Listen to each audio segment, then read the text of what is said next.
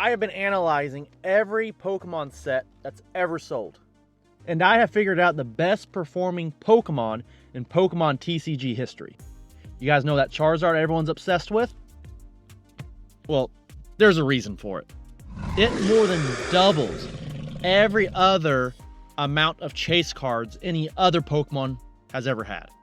However, value-wise, many Pokemon leave Charizard in the dust. What makes certain Pokemon skyrocket in value while other ones go crashing down? That is what we are going to get into today.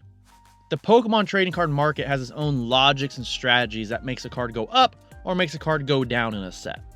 So there's 5 things that can make a Pokemon the top chase card in a set. The first thing is just actually getting a chase card to begin with.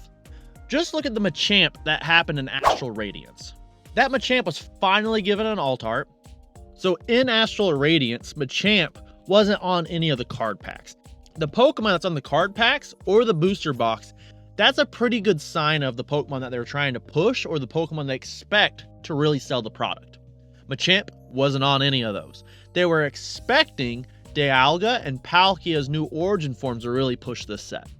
The Machamp quickly became the fan favorite Pokemon of the set. Currently sitting at $166 compared to the origin form only sitting at 71 of Palkia, which is also a heavily competitive card. So surprisingly, that's a lot lower than it should be. So that's the first big thing. Just giving a Pokemon a chance to shine can make it a chase card. So what do I mean by chase card? So you have the top chase card, which is going to be the highest value card in the set. And then I will also say chase card, meaning given a chance as a chase card, where by just giving the Pokemon one of the top rarities as a card, we'll give it a chase card. So Machamp really hasn't been given too many top cards in a set. And one of the times it did, it skyrocketed to the #1 set. Now that's also because of some of the other ones, but that's the first thing that has to happen is Pokemon has to give it a chance to shine. Without that chance, it will never go anywhere.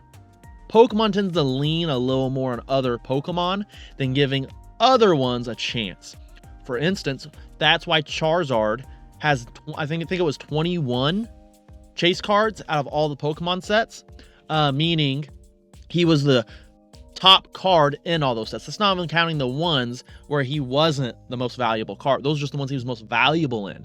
So that clearly shows he's put in more sets than others to get that top spot. Where maybe if they gave him a champ that same amount of opportunities, he would be. So Charizard heavily skews the results because he just has so many chances. So that's why that one's listed as #1, is they have to have a chance first. Now the second thing is the popularity of the Pokemon, right? So you need the Pokemon to be very popular for it to take off. For instance, Dewgong is a cool Pokemon. You make it the top chase alt art in a set, people may not care so much. Kingler, I love Kingler.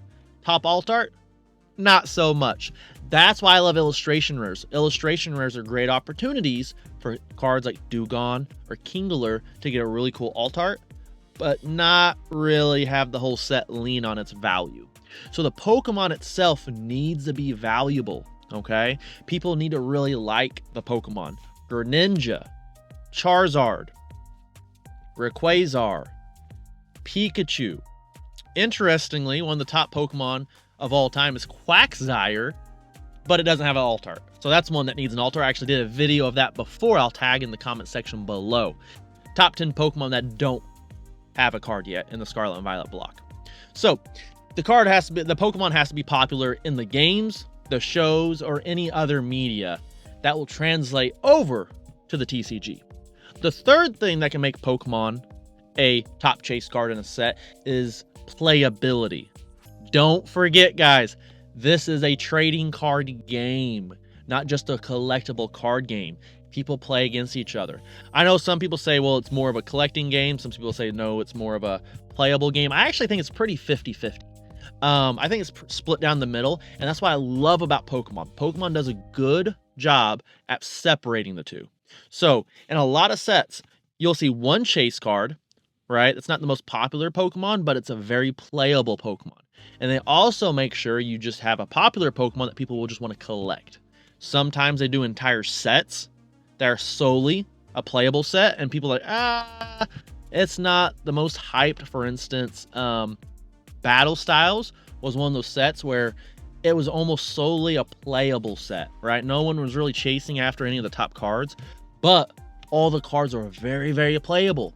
And then you have other sets that the entire thing is not playable, but you can clearly see they were directing it towards collectors instead of players. That's one thing I love about Pokemon, but playability does play a factor into will the card become a chase card as well. Fourth, and probably one of the more recent ones, is artwork. With the introduction of illustration rares as well as alt arts, Pokemon has really added the artwork to be a major factor if the card does well or not. A great example, that Drowsy that was manipulated a while back. Yeah, it has some good art that people really enjoy, so it got to like $30, $40 card. I wouldn't say it was worth the $80 it got up to, but it did draw a big fan base simply because of the artwork. There's a lot of cards that I wouldn't necessarily collect, but because I love the artwork, I'll collect. So artwork plays a big factor into it as well, especially now more than ever with these alternate arts as well. And I saved this one for last, number 5. One of the most important ones is competition within a set. I don't mean competition at a game store where you're playing the cards. I'm talking about what other Pokemon are in the set. Okay, this kind of goes with the first one. It has to be given a chance. Imagine that Machamp, the one that ended up doing really well, impressed everybody, but it was in a set with Umbreon. Do you think Machamp would have still became number 1? It would be tough. So the competition within the set is very important. Great example is Evolving Skies. You have Rayquaza, one of the most popular Pokemon of all time. One of the cards that skyrockets in values almost every time. No one even talks about it in Evolving Skies because of the Umbreon VMAX. So, the other cards in the set play a big factor. Prismatic Evolutions. Not too many people are pumped when they pull that Sylveon. The Leafeon, the Glaceon. Meanwhile, those are hyper valuable cards. If they were the only Eevee in another set, it'd be the top card. But Umbreon ends up overshadowing them. So the competition within a set also plays a major factor on if a card becomes the top chase card. But again, it's not one of these things, it's a combination of all of them. One of the purposes of this video today is so you can see what cards are coming out, and then you can make a good prediction or educated guess on which cards are going to be the top cards. So if you pull it, you might want to hold on to it.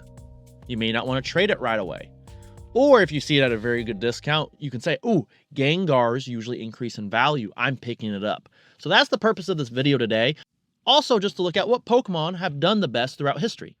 So the Pokemon that tend to do the best are the ones that hit a combination of all of them. They hit the sweet spot of balance between each one, right? If it just has great artwork, not very playable, not a popular Pokemon, might not do too well. If it's popular, horrible artwork, not playable, won't do too well. Playable, don't have the rest, won't do too well. You need a mixture of all of them for them to really take off. But here's what's truly wild about the top selling Pokemon of all time. With over 1,000 Pokemon created to today and increasing all the time, only a handful of Pokemon actually dominate the market. It's a very select few, and we're going to take a look at those here in a second. Now, I think it's this way because, like I said earlier, it's Pokemon wanting to push their most popular Pokemon to try and move a set, right? Throw a Golduck on there, it's not going to sell too well. Not too many people are going to be too hyped for it. You're going to have some Golduck fans will be, but the mass majority of people, they're not going to recognize a set. Remember, booster boxes, booster packs have to hang on shelves. People have to see that and go, oh, I know that Pokemon, I want it. When I was a kid, I thought you could only get that Pokemon in the pack with the card art. So if you had like base set with the Venusaur and Charizard, you had to open the Venusaur packs to get the Venusaur. People still think like that today. It's wrong, but they still think that today. So the artwork has to look good, and it has to be Pokemon they want to get for them to pick up the sets. Now, here's what's very interesting. You would think the newest Pokemon, the shiniest Pokemon, would be the one that ends up with some of the top chases in Pokemon. However, the top 10 Pokemon that sell the best are all within Gens 1 and 3. Now, there's a few factors at play in this. One, there's been more sets released between those times. I'm not the best at math, so I couldn't figure out a percentage of since a card's been released. That'd be a lot of work. Someone better than me want to copy this video format and do that, please? Because I would watch that video. If I'm not that good with math, I actually tried, it just didn't work out. So, what are the top 10 Pokemon? First off, Charizard. Now, these aren't technically in order, but I will try and keep them as much in order as possible. The first 5 at least are. So the top Pokemon that sells the best, that has the most chase cards out of all Pokemon in a set. Again, that's being the #1 card in the set. That is Charizard, right? Being the #1 in the set is 19, okay? So that is a lot of Charizards. Now, slightly below that, when I say slightly, I mean less than half, is Lugia. So Lugia comes in at #2. Now let's take a look at some of the top chase cards of Charizard. So if we take a look here, so let's take a look at some of the Charizard cards throughout history. So right here at #1, of course, we have the base set Charizard. We have Shining Charizard. We have Charizard EX from the X and Y promos, which is awesome. We need more of these. We have the Sky Ridge, Charizard Black Stars, Blaine Charizard, Charizard EX, Charizard Expedition, Charizard VMAX. But you can see Charizard's a very, very popular Pokemon. We go through these all day. But I'll have them up here on the screen so you can see them as we discuss. Now, coming at second place is Lugia. So Lugia has the second most with 5 chase cards being the top in the sets. So he's in Neogenesis, Aquapalopolis, Heart Gold, Soul Silver base set, Call of Legends, Lost Thunder. Oh, make that 6 Silver Tempest. So, Lugia, second best. So if you see a Lugia coming out in the set, you better get that set. One of the top selling cards of all time. So let's take a look at a few of those Lugias here on screen. We have the E-Reader Lugia. We have the Lugia from Neogenesis. It's very interesting how some of the OG cards actually aren't as valuable as other cards, but Lugia holds its value pretty well, especially the first edition. We have the Lugia EX, Lugia Shiny, the Silver Tempest Lugia, which is absolutely beautiful. But Lugia ain't going nowhere. It was Gen 2 OG. It's going to be around for a while, but again, you see a Lugia coming out in a set, you pick it up. So coming in at #3, possibly this one hopping up soon to the same level as Lugia, is Mewtwo. So Mewtwo has 5 chase cards throughout Pokemon sets. That is EX Ruby and Sapphire, Team Rocket Returns, EX, I don't know how to say that, Holoan Phantoms, Legendary Awakened, and Unified Minds. I feel like Mewtwo hasn't really had a big chase card recently in recent sets. I might, what is he like in Pokemon Go? I think I might actually forgot that one. Okay, we can actually bump Mewtwo up to 6 with Lugia.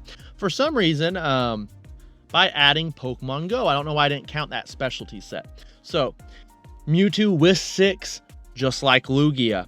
Mewtwo, the OG final boss of Pokemon, right? If you played the original games, Mewtwo was a big deal. Still is. And I think we're going to see a few more Mewtwo's with the Destined Rivals, possibly with the Megas as well. So possibly this passing up Lugia very soon. Depends on the other cards they throw in the set with them. So coming in at #4 is Rayquaza. But Rayquaza, he has EX Deoxys, Supreme Victories, Dragon's Exalted, and Celestial Storm. Not Evolving Skies because Umbreon overshadowed him in that set. So, Rayquaza, I actually thought would be much higher on this set. I think I just haven't seen Mewtwo in a while. Usually Mewtwo gets thrown as a promo card. So I thought Rayquaza would be a little higher than Lugia, actually. This one, I know it's a popular Pokemon, but it actually surprised me, and that's #5. That's Gyarados. So Gyarados has actually had a few chase cards. I think the issue with Gyarados, however, is it's actually not given a lot of opportunities like other cards. And one other mixture of it is Magikarp. People love Magikarp. So I feel like they're like, oh, let's throw a Gyarados, but let's make Magikarp the big chase card in this one. Like the Shining Magikarp, which kind of takes away some of the glory from Gyarados. But we have Gyarados in Gym Heroes, Neo Revelations, and Crimson Invasion. Hopefully we get one in Destin Rivals, like a Team Rockets Gyarados. I was really bummed out we didn't get one in Journey Together. So hopefully we see another Gyarados. Now, these aren't in any particular order because a lot of them are tied and it was harder to find some data on some of these. And that's the next one is Pikachu. So Pikachu, the original mascot, one of the most popular Pokemon of all time, doesn't have very many chase cards, surprisingly. It has a lot, but not a huge amount like Charizard. Pikachu, I've noticed, is one of those sets, one of the Pokemon they throw in a lot of promo boxes. Think like Charizard too. Charizard, imagine if they would have thrown what was in the Ultra Premium collection, the Charizard Ultra Premium collection, in the Lost Origin set like how it was supposed to be. That set would have been nuts. I feel like they do that with Pikachu too. There's a lot of cool Pikachu cards, but they save them for promos to kind of sell side product a lot more. And people, they see Pikachu, they'll buy the item. Not too many other Pokemon have buying power like Pikachu. So I don't think Pokemon throws him in a set purposefully and kind of hides him in there. They would rather him be on promo boxes and special set. And special items really move those products, which is smart, but not great for Pikachu on this list. The next one is Mew. I thought Mew would be much higher on this list than Mewtwo, but here's Mew. Next one is Umbreon, as well as Shaman and Espeon. While looking up these Pokemon and trying to figure out who had the most, I was actually very surprised by Shaman. I'm gonna pull up a bunch of his cards here. I actually just threw like 8 of these into my cart because they're beautiful. They're absolutely gorgeous cards and I really want them. Just take a look at a few of these here. So I do believe Shaman is a popular Pokemon, but not as popular to make this list. I think it solely makes this list due to its card arts and low competition at other sets. And it tends to be very, very playable competition-wise. So look at this one from Legendary Treasures. That is absolutely gorgeous. I just purchased that one. We have the Shaman over here, the XY promo, completely gorgeous. One of my favorites here, where is it at? Oh, the Shaman from Platinum. Don't pay attention to this price. I just thought the same thing. I was like, oh my God, $7. I'm gonna buy 500 of them. I didn't really say that, but I was gonna pick up a bunch. And it's not actually that price. This is much, much more expensive. I don't know why the market rate is showing that. I think just a bunch of damaged ones have been being sold. So, but Shaman has a lot of really nice cards. So check some of these Shaman cards out. But notice most of these Pokemon came from Gens 1 and 3. Down the road, maybe once I get a little better at formula calculating, I'll be able to do the percentages of how many sets has a card been out and how many sets has a Pokemon been in and how many times did it end up at the top and run those numbers and then see if a card is in a set, how likely will it be the top chase card. I don't have the math for that nor the time at the moment, so we'll settle for this one, but it will make for a good remaster down the road. So let me know in the comment sections down below if any of these surprised you. And what do you think the best chase card is in history of Pokemon? The Pokemon that sells the best. If you see it in a set that you pick it up. Is it just your favorite Pokemon? Well, sadly, I've never had a Sandshrew as a chase card in a set to experience that, to be able to tell you. So until next time, guys, we'll see you here on Bulbacards. Hey guys, don't forget, we have the Prismatic Evolution Booster Bundle giveaway. We have many of these to give, oh, it's way over there. We have many of these left to give away. Boom, boom, boom. I believe we have 13 left. We are currently only 20 subscribers away from giving away another one. Every 100 subscribers, we will pick someone who comments in the comment section their favorite Pokemon or any comment in general. But if you can't think of anything, favorite Pokemon. And we will select someone every 100 subscribers to win one of these. Free shipping, don't matter where you are in the world, we cover it. Thank you for supporting us, but comment, subscribe, and you can enter in to win Prismatic Booster Bundle.